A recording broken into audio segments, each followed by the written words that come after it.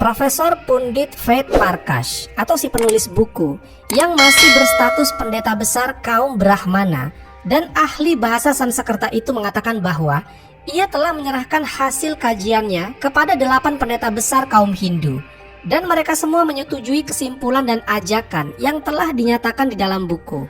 Semua kriteria yang disebutkan dalam buku suci kaum Hindu atau Weda tentang ciri-ciri Kalki Avatar sama persis dengan ciri-ciri yang dimiliki oleh Rasulullah SAW yang lahir di Mekah.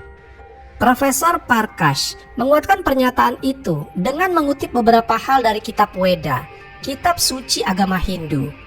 Menurutnya, dalam kitab Weda, sosok Kalki Avatar akan menjadi pembawa risalah terakhir atau prophet of Bhagwan untuk menuntun seluruh dunia. Itu hanya terjadi dalam kasus Nabi Muhammad SAW. Menurut ramalan Hindu, Kalki Avatar akan lahir di sebuah jazirah atau island dan itu di wilayah Arab yang dikenal sebagai Jaziratul Arab. Assalamualaikum warahmatullahi wabarakatuh. Selamat berjumpa kembali dengan saya Suwanto Pujakusuma. Jika dikatakan bahwa Nabi Muhammad SAW adalah nabi terakhir yang ditunggu-tunggu umat Yahudi dan Kristen, pasti banyak dari kita umat Islam akan setuju. Karena di Al-Quran sendiri memang ada ayat-ayat yang mengatakan kalau kedatangan Nabi Muhammad SAW sebenarnya sudah diberitakan dalam kitab-kitab pendahulunya seperti Injil dan Taurat. Sebagaimana hal itu ternukil di dalam Al-Quran, Allah Subhanahu wa Ta'ala berfirman, "Dan ingatlah ketika Isa ibnu Maryam berkata, 'Hai Bani Israel, sesungguhnya aku adalah utusan Allah kepadamu, membenarkan kitab sebelumku yaitu Taurat, dan memberi kabar gembira dengan datangnya seorang Rasul yang akan datang sesudahku, yang namanya Ahmad.' Maka tatkala Rasul itu datang kepada mereka dengan membawa bukti-bukti yang nyata, mereka berkata, 'Ini adalah sihir yang nyata.'" Al-Quran Surat As-Saff ayat ke-6.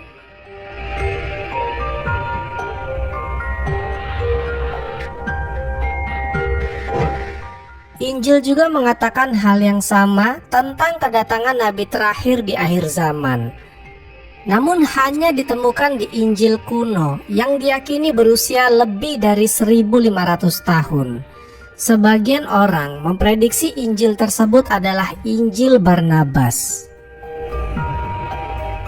Ada beberapa kali disebutkan nama Nabi Muhammad SAW dalam Injil tersebut. Salah satunya di bab ke-44 yang mengatakan, Barnabas berkata, "Pada bab ini Yesus atau Nabi Isa menyebut nama Nabi Muhammad. Oh Muhammad, Tuhan bersamamu." Yang lebih jelas lagi ada di bab ke-112. Dalam bab ini, Nabi Isa atau Yesus bercerita kepada Barnabas bahwa dirinya akan dibunuh. Namun kata Nabi Isa, Allah akan membawanya naik dari bumi. Sedangkan orang yang dibunuh sebenarnya adalah seorang pengkhianat yang wajahnya diubah seperti Nabi Isa. Dan orang-orang akan percaya bahwa yang disalib itu Nabi Isa. Tetapi Muhammad akan datang, Rasul Allah yang suci. Dari semua kitab terdahulu memang telah menyebutkan tentang kedatangan Nabi Muhammad SAW. Tapi bagaimana ceritanya jika kabar kedatangan Nabi Muhammad SAW ternyata tertulis juga di kitab umat Hindu? Pertanyaan ini pasti mengejutkan bagi kebanyakan umat Islam maupun Hindu. Bahkan mungkin sebagian umat di luar dari kedua agama itu. Bagaimana tidak, syariat dari kedua agama itu, Islam dan Hindu, sangat jauh berbeda. Dan kenyataannya, berita tentang kedatangan Nabi Muhammad SAW tidak saja diberitakan dalam kitab Injil dan Taurat. Bahkan ramalan atau berita kedatangan Nabi Muhammad SAW juga terdapat dalam kitab suci umat Hindu, yaitu kitab Weda. Maka benarkah? Mari kita bahas di video ini. Sebelum kita lanjut, jangan lupa like, subscribe, dan nyalakan loncengnya agar tidak ketinggalan info terbaru lainnya terkini. Jangan lupa subscribe.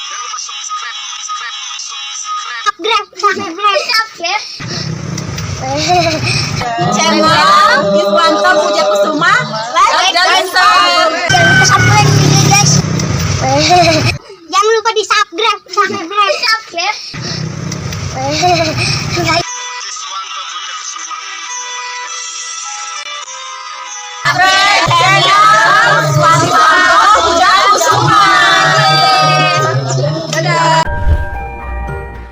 Agama Hindu termasuk agama tua di dunia.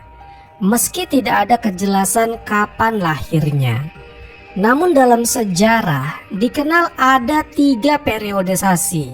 Yang pertama, perkembangan agama Hindu di India pada zaman Weda, tahun 6000 sampai 2000 sebelum Masehi. Kedua, perkembangan zaman Brahmana, tahun 2000 sampai 1500 sebelum Masehi. Ketiga, zaman Upanishad, tahun 1500 sampai 500 sebelum Masehi. Jadi diperkirakan Hinduisme ini telah ada kira-kira 6500 tahun sebelum kedatangan Islam. Pundit Ved Prakash, profesor bahasa dari Allahabad University di India, yang juga menjadi pendeta besar kaum Brahmana, dalam salah satu bukunya yang berjudul Kalki Avatar atau Avatar yang baru diterbitkan, memuat sebuah pernyataan yang sangat mengagetkan bagi kalangan intelektual Hindu. Sang profesor secara terbuka dan dengan alasan-alasan ilmiah mengajak para penganut Hindu untuk segera memeluk agama Islam dan sekaligus mengimani risalah yang dibawa oleh Rasulullah SAW. Karena menurutnya, sebenarnya Muhammad Rasulullah SAW adalah sosok yang dinanti-nantikan sebagai sosok pembaharu spiritual. Profesor Pundit Ved Prakash atau si penulis buku yang masih berstatus pendeta besar kaum Brahmana dan ahli bahasa Sanskerta itu mengatakan bahwa ia telah menyerahkan hasil kajiannya kepada 8 pendeta besar kaum Hindu, dan mereka semua menyetujui kesimpulan dan ajakan yang telah dinyatakan di dalam buku. Semua kriteria yang disebutkan dalam buku suci kaum Hindu atau Weda tentang ciri-ciri Kalki Avatar sama persis dengan ciri-ciri yang dimiliki oleh Rasulullah SAW yang lahir di Mekah. Profesor Prakash menguatkan pernyataan itu dengan mengutip beberapa hal dari kitab Weda, kitab suci agama Hindu. Menurutnya, dalam kitab Weda, sosok Kalki Avatar akan menjadi pembawa risalah terakhir atau Prophet of Bhagwan untuk menuntun seluruh dunia. Itu hanya terjadi dalam kasus Nabi Muhammad SAW. Menurut ramalan Hindu, Kalki Avatar akan lahir di sebuah jazirah atau island, dan itu di wilayah Arab yang dikenal sebagai Jaziratul Arab. Dalam kitab suci Hindu, menurut Profesor Prakash, bapaknya bernama Wisnu Bhagat dan ibunya bernama Somanip. Dalam bahasa Sanskerta, Wisnu berarti Allah, dan arti harfiah dari kata Bhagat adalah hamba atau budak. Dalam bahasa Arab berarti abdun. Oleh karena itu, Wisnu Bhagat dalam bahasa Arab berarti Abdullah atau hamba Allah. Sedangkan Somanip dalam bahasa Sanskerta berarti damai dan tentram, yang dalam bahasa Arab berarti kata Aminah. Dan sebagaimana diketahui bahwa ayah Nabi Muhammad SAW bernama Abdullah dan ibundanya bernama Aminah. Dalam kitab Weda juga disebutkan bahwa Kalki Autar akan lahir di kaum yang dihormati dan mulia di tanahnya. Dan ini juga berlaku dalam kasus Nabi Muhammad SAW, karena ia lahir di suku Quraisy yang sangat dihormati di Mekah. Disebutkan pula bahwa Kalki Autar akan diajarkan dalam sebuah gua oleh Baguan melalui utusannya sendiri. Hal itu mengingatkan kisah Nabi Muhammad SAW dalam Gua Hiro saat didatangi oleh malaikat Jibril dan mengajarkannya tentang wahyu Islam pertama kali. Tertulis dalam buku-buku Hindu bahwa Baguan akan memberikan Kalki Autar dengan kuda tercepat, dan dengan bantuan kuda itu dia akan naik di seluruh dunia dan 7 langit.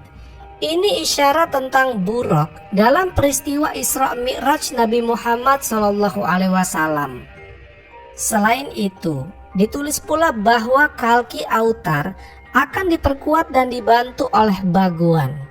Dalam kasus Nabi Muhammad SAW, beliau dibantu dan diperkuat oleh Allah Subhanahu wa Ta'ala melalui malaikat-malaikatnya dalam perang Badar. Agama Hindu sendiri memiliki 3 kitab suci besar, yaitu Vedas atau Weda, Upanishad, dan Puranas. Beberapa di antaranya disebutkan berasal dari sekitar 4000 tahun yang lalu. Kemudian dari seluruh kitab suci tersebut, kitab Weda adalah kitab yang paling suci. Dan yang paling menarik, nama Nabi Muhammad SAW beberapa kali disebutkan dalam kitab agama Hindu tersebut. Dalam hal ini kitab Hindu mengakui akan kedatangan Nabi Muhammad SAW. Kitab Hindu juga menjelaskan bahwa ada ayat-ayat ramalan tentang kedatangan Nabi Muhammad SAW. Ayat-ayat itu disebut dalam Bhavisya Purana. Pratisarga Parva 3, Kan 3, Adhyay 3, Sloka 10-27. Arya Dharma akan tampil di muka bumi ini. Agama kebenaran akan memimpin dunia ini. Dia diutus oleh Ishparmatma, dan pengikutnya adalah orang yang berada di lingkungan itu, yang kepalanya tidak dikuncir. Mereka akan memelihara jenggotnya dan akan mendengarkan wahyu. Mereka akan mendengarkan panggilan sholat, dan mereka akan makan apa saja kecuali daging babi. Mereka tidak akan disucikan dengan tanaman semak-semak atau umbi-umbian. Akan tetapi mereka akan tetap suci di medan perang.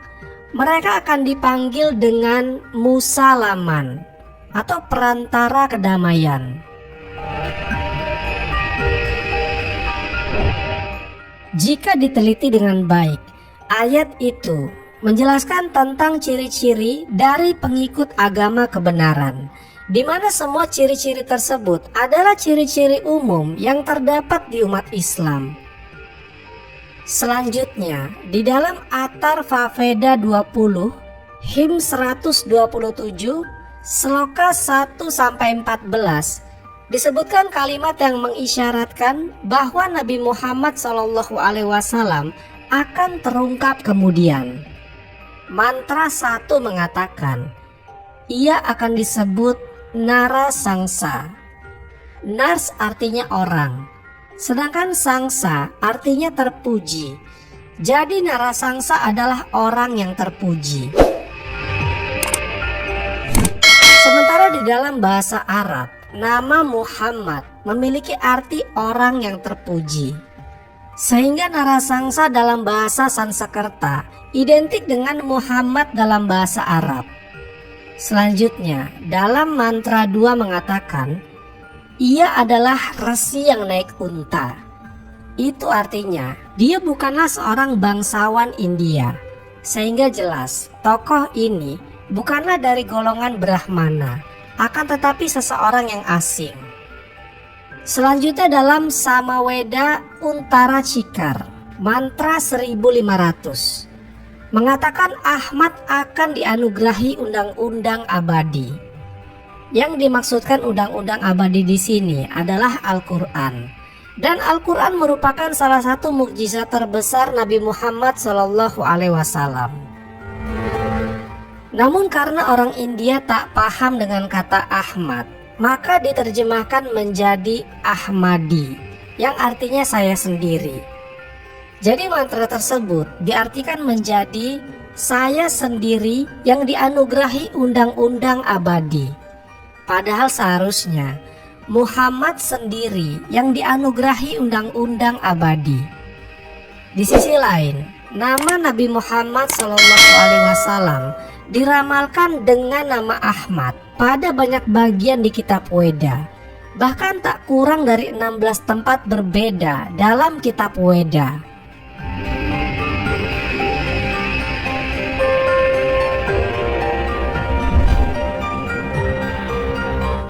Wallahu a'lam bishawab.